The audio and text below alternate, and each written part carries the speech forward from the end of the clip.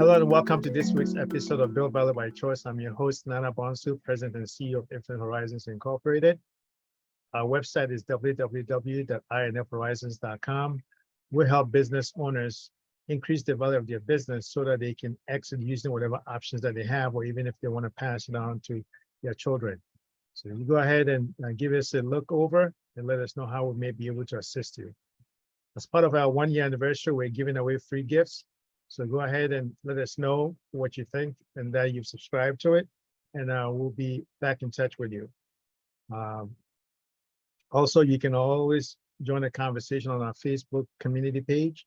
Just search for Build Value by Choice on Facebook, and you should be able to participate in the conversation. Now, on to today's topic. Today's topic is going to be about financial planning. And our guest today is John Stoj. John's career in finance began on Wall Street nearly 25 years ago and traveled from banks to money management to a hedge fund before landing at the sushi kitchen. This experience taught him that the financial services industry is full of people interested in taking advantage of their clients first and foremost.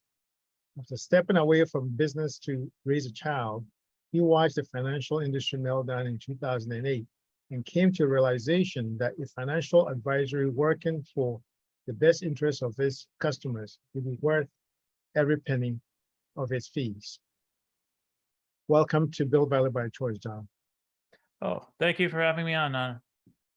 So can you tell me a little bit about how your Wall Street experience led you to start Verbatim Financial?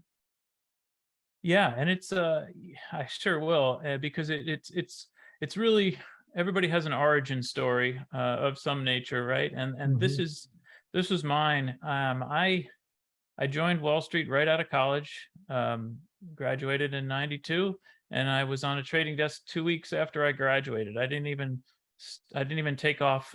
Some kids take off some time for that summer before they start working, but the job was there, and so I had to grab it. And I loved everything about it. I loved, probably for the wrong reasons, I loved the movie Wall Street. I loved the book Liar's Poker. I just thought it was the greatest thing in the world. I started out on a bond trading desk, mortgage-backed securities. And then just my career just sort of kept going from there. I went to business school after that, did a little bit of consulting, and then left to start my investment banking career, also in bonds or fixed income securities, and then eventually managed portfolios of mortgage-backed securities and asset-backed securities. Those are credit cards and auto loans, and basically all sorts of the types of loans that banks or financial companies would make to people. They package up all the payments, and then they sell them to investors as bonds. And I did that for quite a while. At one point, I was responsible for managing a little over $3 billion for some larger institutions. And so that was great, and it all worked out until the financial crisis, which was, pretty disruptive to everybody. Not only, people lost their jobs. I did lose my job there, but I also lost, I think, a little bit of the innocence that I had all that time. And the innocence was that I really believed that what I was helping Wall Street to do was helping people. And once everything started crumbling, I saw much better how Wall Street wasn't so much just helping people, but they were just lining their pockets, and they would line their pockets whether things went well or whether they went poorly. And once I sort of realized that, and my eyes were opened, I couldn't go back to that same type of business. Yeah, and so you founded your own business, and then you became a step-at-home dad. How did that transition, that arc, how did that, how has that transpired, and how has that influenced your current point of view? Yeah, I mean, that was a huge part of my life. After it became apparent to me that the Wall Street that I knew and loved wasn't as lovable as I thought it was, I just wanted to do a complete 180. And I decided to open a food business because I figure everybody has to eat. And I wasn't going to open a restaurant because restaurants are notorious for their failure rate. But I thought that I could help manufacture food that people might enjoy. And so I settled on sushi as the type of food that we were going to make. I had a friend from business school who had opened up sushi restaurant. And we sort of combined forces, and I said, okay, let's produce this sushi and deliver it to bulk accounts, corporate accounts, hospitals, schools, and things like that. And spent 4.5 years building that business. I might have still been doing it today had it not been for the birth of our son, because we did our sushi production starting at about 11 p.m. and produced overnight in order for it to be fresh for delivery in the morning to our clients. And I needed to be at the production facility many nights. My wife is a physician, and she could get called into the hospital at any time, many nights. And that worked when we were without children. But once there was a baby in the hall across from us, it was a pretty unrealistic and also illegal and unsafe for us both to leave the house if we had to. And so it became pretty apparent that her career was more important for sure than mine at the time. And so the decision was taken to sell the business, which I was lucky enough to do, and then did exactly what you said, became a stay-at-home dad until our son got into kindergarten. Great. So when you sold your business, did you make out, well, what are some of the things that you learned from that experience that you can, share with other business owners? Yeah, I think this is important, and it's something I talk to a lot of business owners about, and I know that's something that you focus on. The most important two things I think that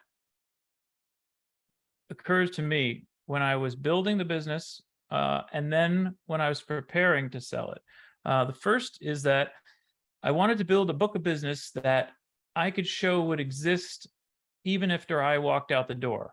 So the business was not connected specifically to John Stoj. That the brand, the product, that was what mattered, so that somebody else could buy it, could step in, and then the customers shouldn't notice anything different. And so that was the first thing I did. So that's why I wanted to build a book of corporate clients. And we had contracts with folks. So the more paperwork that you can point to that shows a continuing cash flow, the better off you're going to be, when you're trying to show your books to potential buyers. So that's number one. And number two is, frankly, to document everything. Make everything a process and record those processes. And the joke that I had was that if you'd walk into my general manager's office, we had all these binders on a bookcase there. Each binder was a process, and they were all color coded. And I used to say that the more binders that you had in the office, the better your offers were going to be for your company. Because if people are coming in to do due diligence and to look at purchasing you, they really want to know, sure, do they want to see the bank account statements? Yes. But they also really want to know what's the instruction book to run the company. And so if you provide that to them, they're going to be a heck of a lot more comfortable, potentially making you an offer. Yeah, so it's not just financial documentation that should be complete, but also the systems documentation for your business processes. Mm-hmm. Yeah, that's great. So you had mentioned something about, I guess as part of my intro, about how financial advisors need to be looking out for the best interests of their business owner clients. And your epiphany from the 2008 financial crisis, how it showed you that, it wasn't necessarily always the case that Wall Street was looking out for the best interests of investors. What are some of the things that business owners should be looking for to determine if an advisor has their best interest in mind? Well, I think that the good thing is that um, business owners are going to end up looking at this aspect of potentially working with a professional or financial advisor in the same way. You really want to know, is that person, as you say, going to act in your best interest? And in the financial advisory business, that's called being a fiduciary. So if you see somebody who says they're a fiduciary, then they're required to put your best interest, their client's best interest, ahead of theirs. And what that means on a very general basis is that, let's just say, for example, a non-fiduciary broker or even investment advisor, because not every investment advisor is a fiduciary, a non-fiduciary may be incented to sell you a financial product, maybe an insurance policy, or even a bond or a stock that they are going to earn a good commission on. And it might be fine for you, but it may not be as good as a similar product that doesn't pay them a commission. And so that's where you want to avoid as much as possible, though, that type of conflict of interest. And so finding a fiduciary is extremely important. The challenging part is that, and I've written about this, that the term fiduciary has really, in my opinion, become a marketing buzzword more than anything else. Does it mean something legally? Yes, it does. But the regulations give investment professionals and financial professionals a lot of leeway in terms of when they act in a fiduciary, or when they are required to act in a fiduciary manner with their clients, and when they can sort of take off the fiduciary hat and put on the sales hat. And so my advice is always to look as hard as you can at the structure of the business. And what I mean, when the business I'm speaking about is the business of the financial advisor, not your business, the structure of the financial advisor's business. What are their incentives? How are they paid? And from that, you can get a lot clearer idea as to whether they're going to be fiduciary at all times or not. Because of, and that sort of leads into why I structured Verbatim Financial, my RIA, which stands for Registered Investment Advisor. My RIA Verbatim is structured as a flat fee advisor. So my clients pay one single fee each year. They know exactly what they're getting for it. Doesn't matter whether they want to keep a bunch of their capital in their business. Doesn't matter whether they have a bunch of capital with in the stock market outside of my control. They are paying for my advice, both financial and investment advice, regardless of that. Whereas other advisors they're sort of known as asset gatherers, advisors who are paid based upon the amount of assets under their management. And so that can be and can present conflicts of interest, again, that I like to eliminate. That is awesome. How do you think the current market conditions are, affecting businesses? Well, it's I think for everybody, there's a lot more uncertainty now than there was a year ago. It's tough to imagine. For me, I think about it a lot. I think all the time. During COVID, I thought about, well, what if I still had the sushi company? And I know the folks who are running it today, and I wonder, how are they dealing with increases in prices? At the same time, there's always pressures on your price. So, right, as a business owner, if you make products or if you sell a service, you want to raise your price if there's an increase in your costs, but your clients don't necessarily want an increase in prices. So all of that's creating a lot of tension, and then there's frankly the stock market and the bond market, both, which have seen pretty sad reductions in value over the last year. So that creates, again, a pressure depending on where you were as a business owner, potentially keeping your working capital. It's a tough situation. I think, it's like anything else. We need to look at the short term and the long term. Short term, let's make sure we can get through first payroll. Second, the rest of the year, depending on what your calendar or fiscal year is. And then, you have to, no choice but to think of what could be there next year. And then depending on the different potential outcomes, how are you going to navigate the business through that? What are some of the biggest mistakes or pitfalls that happen to businesses that are looking to expand in the current environment? So the pitfalls, specifically to what? I'm sorry, Nana. Yeah, financials, when it comes to financials and growth. And Sure. expansion. I think the one you'll see, I think, financially is growth. And many business owners underestimate the cost of growth in the short term. The easiest way that I would think about it is the same way that I would think things that I would experience, in the sushi business. So, quick story: I won my biggest account, and I'd been working on this account. It was to deliver sushi to the Atlanta public schools, and I was working on it for a year and a half. I didn't think it was going to happen. Had tons of discussions with the chef manager there, and even up through the board of education and the principal the superintendent of the whole Atlanta public schools.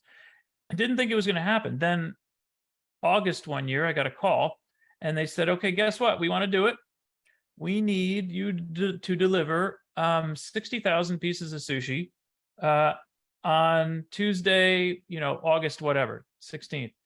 And I started doing the math in my head, and there was literally zero way that I could afford to purchase all of the raw materials to make that much sushi in 1 week. And then the other was to deliver it all because I wasn't used to delivering, that type of size.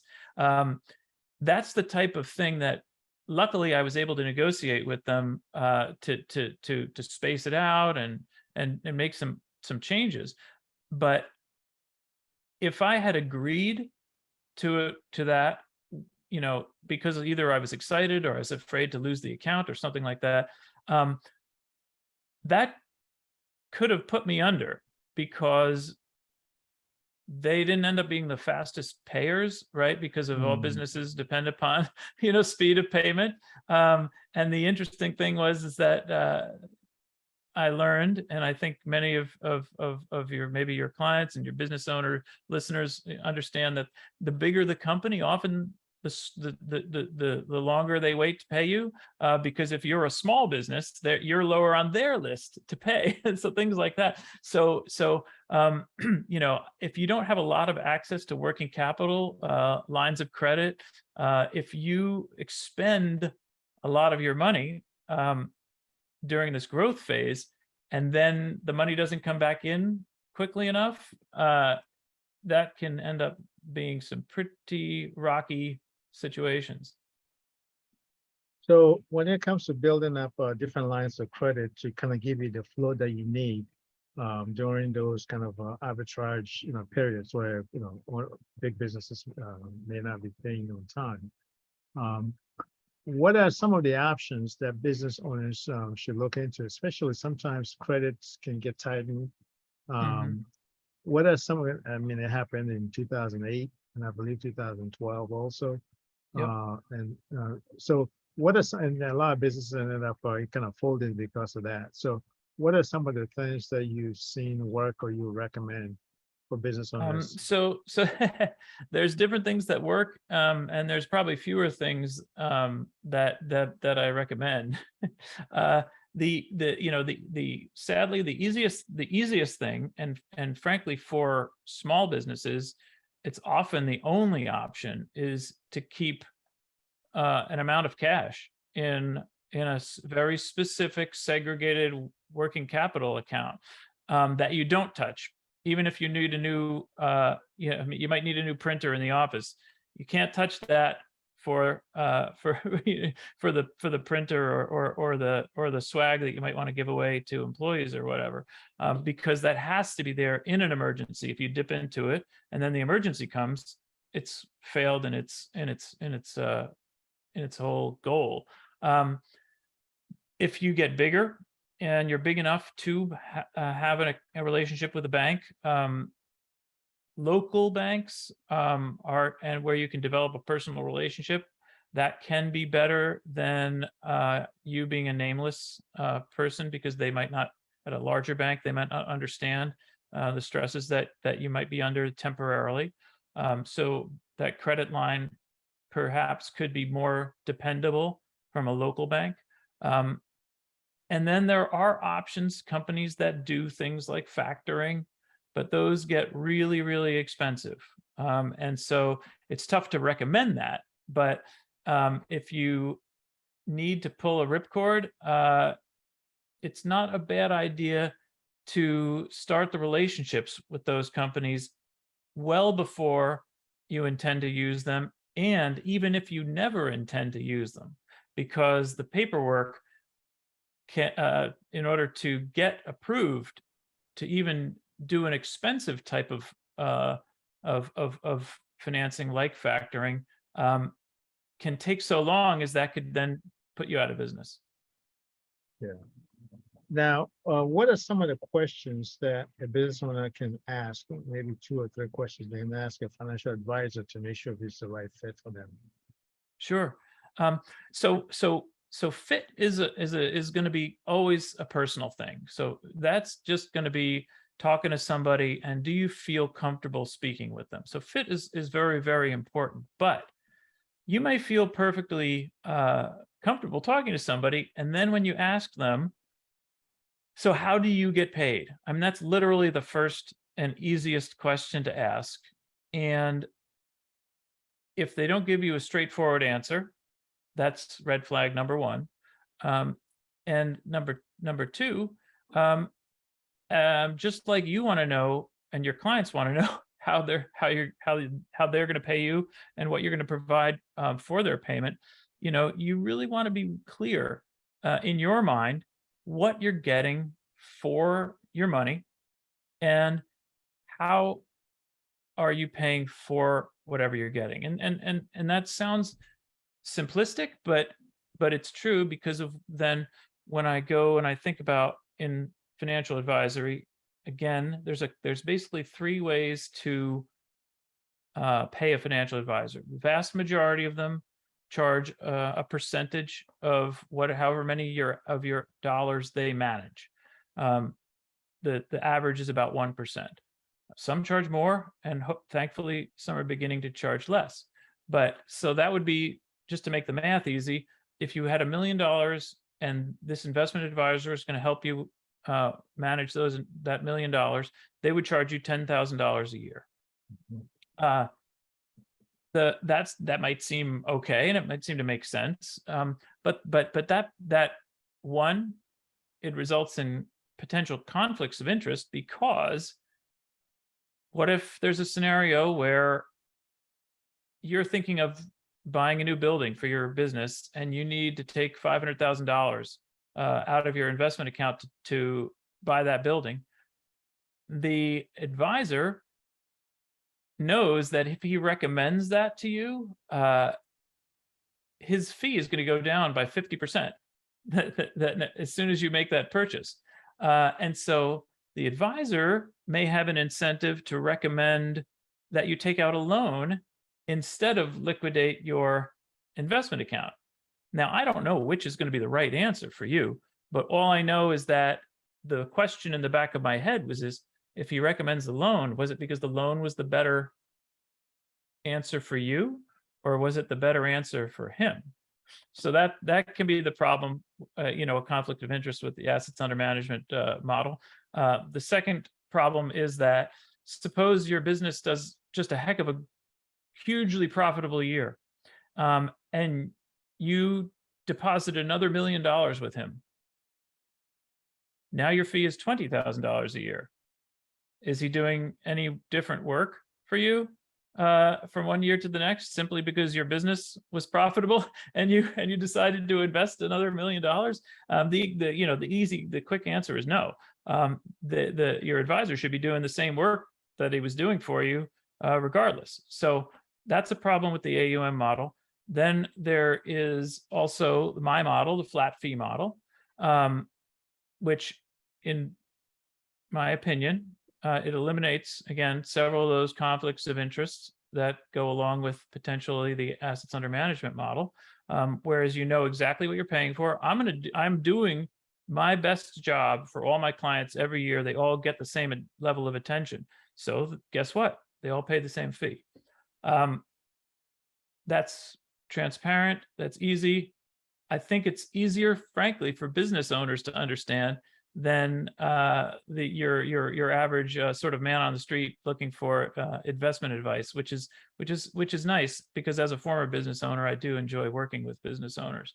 And then the third model is people are starting to do more hourly investment advice.